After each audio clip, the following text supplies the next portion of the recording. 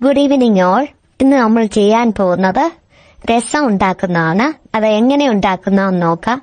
ഒരു ചൂടായ ചട്ടിയിൽ 3 ടേബിൾ സ്പൂൺ എണ്ണ ഒഴിച്ച് 3 വറ്റൽമുളക്, 10 കുരുമുളക്, 5 ചെറിയ ഉള്ളി, 1 ടീസ്പൂൺ ജീരകം ഇവ ചതച്ച് എണ്ണയിലിട്ട് നന്നായി വഴറ്റി 1 ടീസ്പൂൺ കാശ്മീരി മുളക് പൊടിയും 1 ടീസ്പൂൺ മല്ലിപ്പൊടിയും 1/4 ടീസ്പൂൺ മഞ്ഞൾപ്പൊടിയും ഇട്ട് വഴറ്റി 1 തക്കാളി ചെറുതായി അരിഞ്ഞതുമിട്ട് തക്കാളി ഉടയുന്നതുവരെ വഴറ്റുക.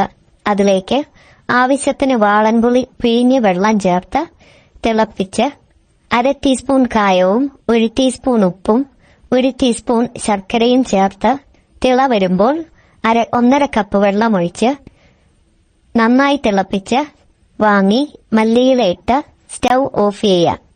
Thank you.